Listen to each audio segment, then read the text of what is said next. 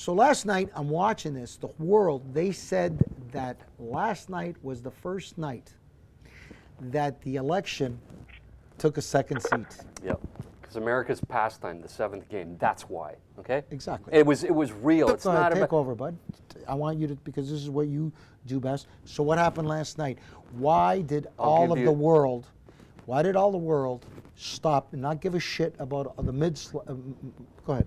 Because people want a diversion from reality. This is what baseball's like. Sports. It's a diversion from reality. This was a historical series, and you ask why would he pull the pitcher out? Because baseball is the most micromanaged sport of all. It's all about statistics and everything. John, go ahead. Absolutely. But it scared me. It's 5-1. They bring in John Lester, and he bounces a ball off the catcher's mask, his own personal catcher. 2 runs come in. I'm not going to blame him on that wild pitch. I think the catcher overreacted. I think the catcher overreacted. It looked like he was in a Federico Fellini movie or Bollywood movie. But go ahead, John. Yeah. And then Rajay Davis, a former Toronto Blue Jay, against the unhittable relief pitcher for the Chicago Cubs. This is one of the game for the ages. This was like Game 6, the Carlton Fisk home run at Fenway Park against the Reds. This was like '86 with the Mets and the Red Sox. This was one of the greatest baseball games ever played with everything on the line. I wouldn't say that the best baseball game that I've ever seen in my life was in the Toronto Blue Jays won the World Series with Joe Carter. Sure. Hitting that ball. That I would say that's the best baseball game I've ever seen. Yeah. This was a great baseball game. Don't get me wrong. Yeah. This was magnificent. They're talking about the greatest of all time for me. For you. For me. You're Torontonian.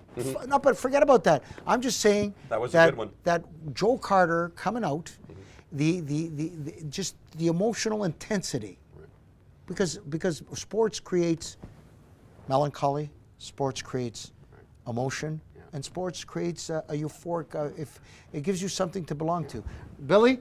What do you think? Was last night comparable to the Joe Carter hit? I know it was great that it was history, that the Cubs broke the curse. Oh, yeah, it was history, but it wasn't the Joe Carter hit. Is that LeBron James? I have a whole story about that that I won't tell you, but it was Toronto. I know the story. You were in a bar. You said he was not gonna.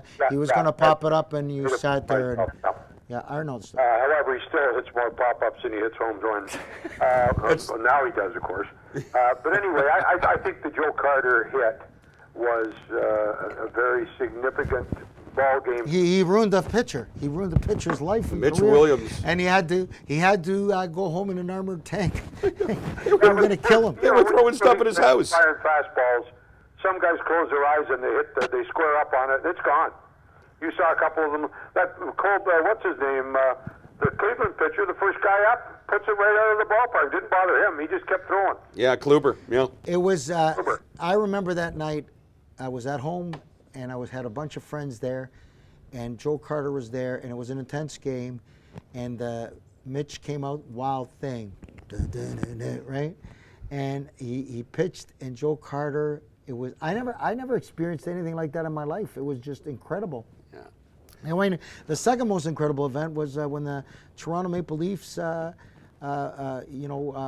the Detroit Red Wings, and Game 7. yeah, it was just Game unbelievable. 7 in Detroit. Yeah, it was. Who's that little Russian who tipped in that shot from Gilmore? What was his name? Nicky. Nicky. Borchesky, who never Borchesky. recovered after losing his spleen. No, And that was a horrible interview. Horrible Bob interview Rose for got that the goal. poor guy, eh? Yeah. Bob Cole spent 15 years trying to figure out who scored that goal. Okay, so we go back to That's real good, Billy. time last night, November the 2nd, the whole world, they said that in Japan, all the baseball countries of the world were so, like,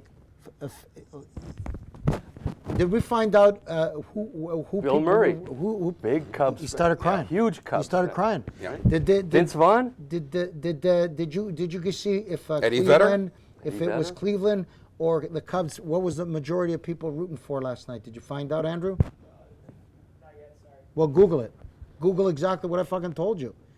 Put you know- on there. And I know they bought all the seats behind the Cub bench.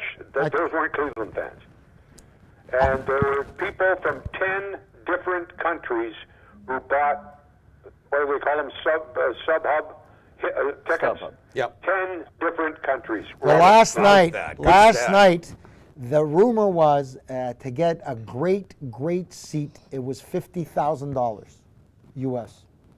per Well, seat. the average SubHub, Frank, was $1,800. Yeah. That's SubHub. People were paying That's- a million for a ticket for last night. Who would pay $1 million? Where did you Seriously, read that? Oh God, it was all over the newspapers.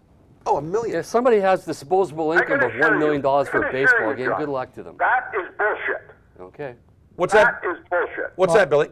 If there's somebody in this world that would pay $1 million for a baseball seat, what I just he is a fucking fool. Well, I hope Yeah, it would I- take me. My language. Well, but the guy, whoever would pay $1 million, is not just a fucking idiot. All he had to do is go there because the scalper was there, and you could, if you had $5,000 cash, you'd get a fucking ticket. Yeah. So I don't believe that shit. You know who really would Did have you taken find that it? out, Andrew?